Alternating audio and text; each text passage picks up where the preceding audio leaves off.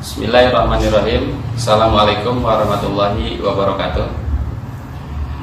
Bapak Ibu sekalian, sahabat Sinergi, mitra PT BES, kami dari tim konsultan ingin berbagi sharing bagaimana cara membuat larutan ekofarming. Seperti yang kita saksikan di depan saya, ada 3 jenis larutan yang akan kita campurkan ke dalam ekofarming. Yang pertama, ini larutan air tetes tebu atau istilah lain molase. Yang kedua, air kelapa, dan yang ketiga, air mineral biasa. Ketiga jenis pelarut ini memiliki beberapa spesifikasi. Air tetes tebu atau nama lain molase itu selain untuk menambah nutrisi dari mikrobiologi atau sebutnya bakteri positif yang ada dalam ekofarming, jadi Bapak Ibu sekalian tidak harus menambahkan molase, jadi cukup dengan. Dan yang berikutnya ini larutan kelapa. Larutan kelapa ini selain sebagai pelarut juga memiliki spesifikasi lain, yaitu bisa menambah daya maksimal daripada larutan biofarming karena di dalamnya banyak nutrisi atau mineral yang ada dalam kandungan air kelapa itu sendiri. Dan yang ketiga itu air biasa. Ini yang sudah umum dilakukan oleh Bapak Ibu sekalian dalam melarutkan ekofarming. Namun di sini untuk air biasa tidak ada kelebihan lain sebatas hanya pelarut. Kita perhatikan, ini sambil contoh. Untuk ekofarming yang akan kita larutkan, ini bentuknya, kita buka. Boleh berdiri nih. Nah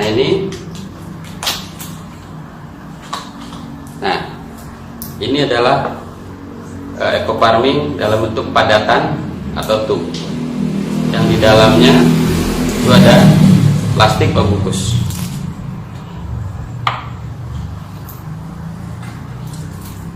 Ternyata di dalam tub ini juga dalam kemasan ada buku petunjuk untuk penggunaannya, baik kebutuhan jenis tanaman maupun dosis standar yang ada dalam brosur ini.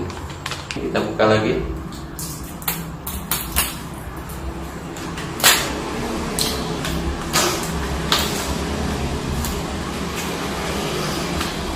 Ya, sama juga.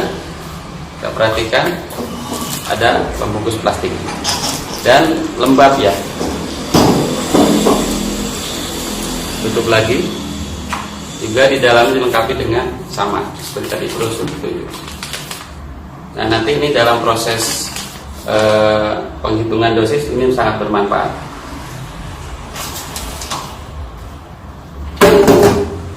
Mari kita langsung saja tata cara pembuatan larutan, mulai dari larutan tetes tebu ya.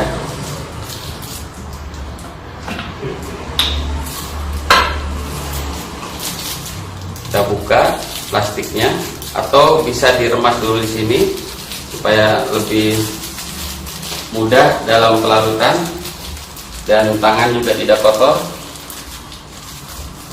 Dan kenapa di dalam plastiknya? Ini satu alasan supaya tangan kita barangkali kalau yang masih belum disterilkan bisa menunjukkan kontaminasi. Ini maaf contohnya tidak pakai alat sarung tangan, tapi sengaja saya supaya lebih steril, jadi ditemukannya di dalam plastiknya saja. Kita masukkan.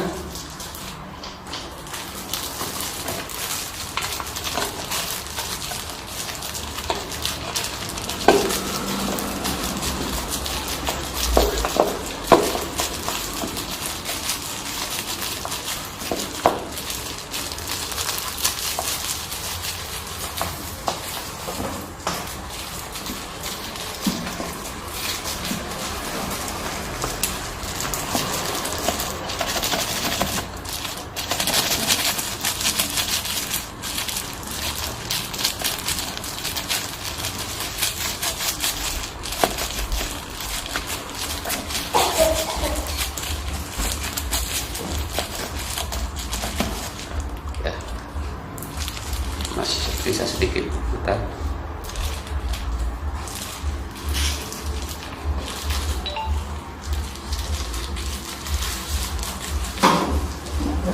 Ya, ini larut ekoparmin yang sudah dihancurkan dan dimasukkan ke wadah yang akan kita jadikan biang ekoparmin. Selanjutnya kita campurkan molase atau air es tebu ini menjadi pelarut.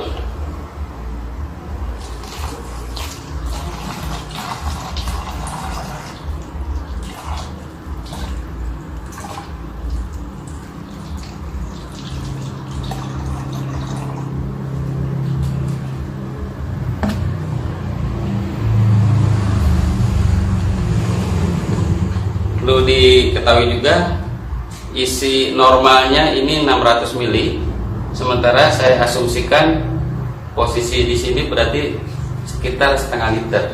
Jadi kalau 2 hitung ditambahkan 1 liter.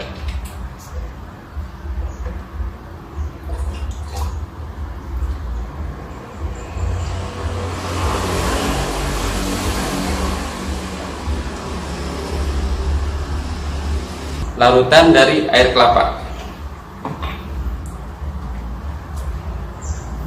Ini masih ya posisinya seperti yang tadi dilakukan, karena tangan saya ini perlu diremas ataupun dihancurkan di dalam plastik supaya tidak terjadi kontaminasi. Nah, ini kelebihan dengan adanya tambahan plastik ini, minimal pada penghancuran tidak langsung kena tangan, sehingga tidak kemungkinan kecil untuk terjadi kontaminasi bakteri yang ada dalam tangan kita. Kita masukkan ke sini.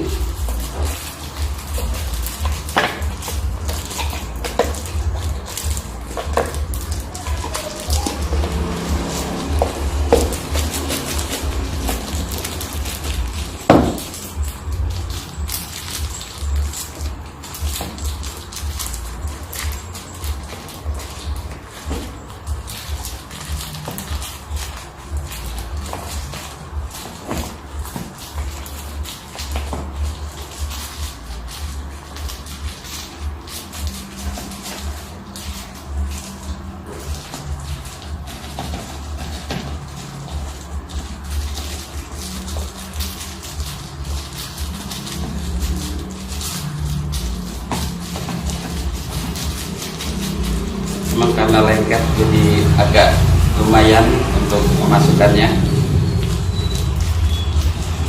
tapi nggak masalah, yang penting bisa masuk semuanya dengan ukuran yang sama, satu tub.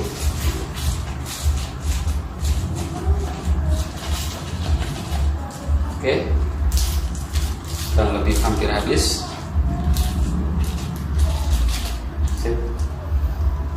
Kemudian ini hasil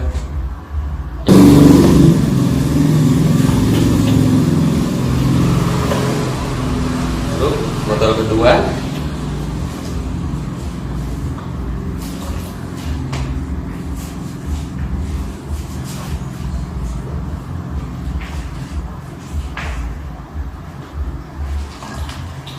Kita petak sedikit supaya ampas bisa langsung masuk. Selesai untuk pembuatan larut biang ekoparmin, larutan biang ekoparmin dengan bahan pelarut air kelapa, dan proses penutupan harus rapat juga, kemudian diaduk. Ini hasil yang sudah jadi biang ekoparmin dengan pelarut air kelapa. Kita lanjut berikutnya untuk pelarutan dengan air mineral atau air biasa. Air biasa kita hancurkan dulu supaya lebih memudahkan.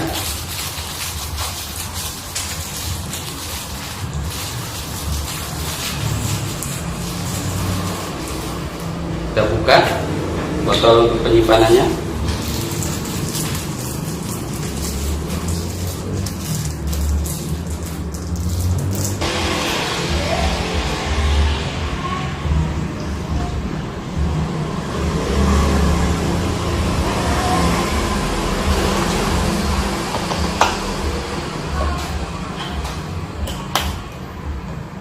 sampel kedua.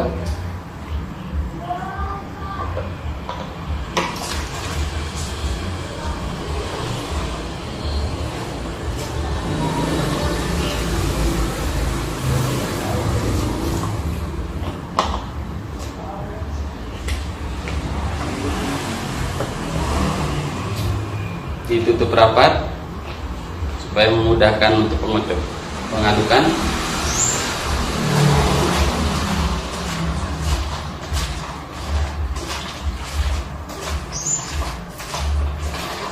Inilah larutan yang sudah jadi dengan pelarut air mineral biasa. Nah, kita taruh di belakang ininya supaya kelihatan perbedaannya, mungkin karena reaksi dengan beberapa pelarut yang berbeda.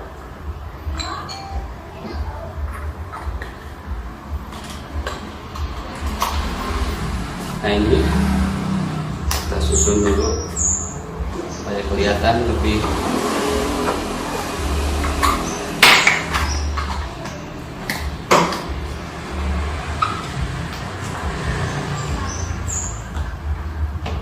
satu lagi.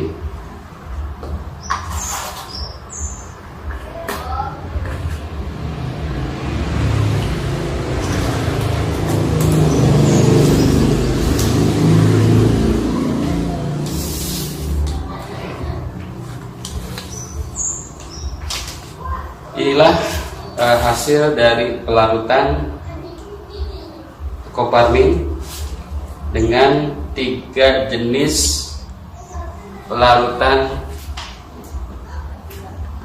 yaitu air tetes tebu molase, ini dengan air kelapa, dan satu lagi dengan air mineral.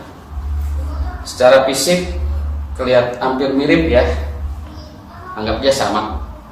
Tapi yang membedakan nanti hasil dari pelarutan ini tentunya akan memiliki efek yang berbeda-beda.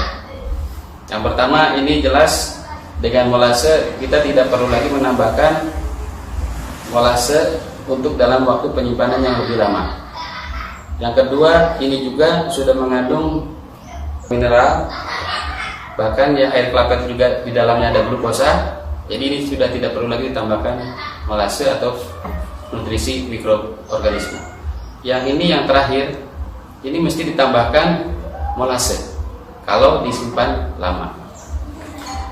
Terus untuk nanti pemakaian berikutnya setelah selesai membuat larutan, ini menjadi ukuran bahwa larutan ini nanti akan dibagi dalam bentuk dosis ataupun penghitungan konsentrasi dalam aplikasi penyemprotan.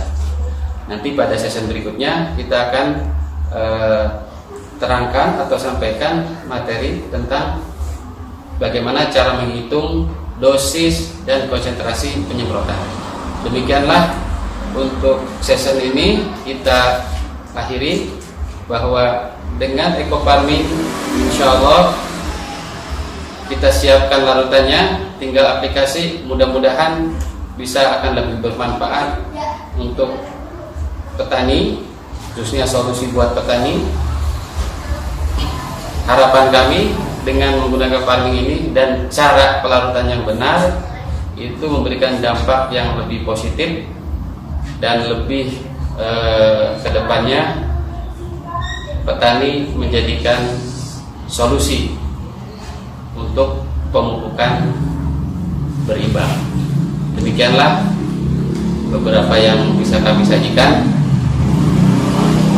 Semoga bermanfaat. Salam sinergi, wa berkah, no riba. Assalamualaikum warahmatullahi wabarakatuh.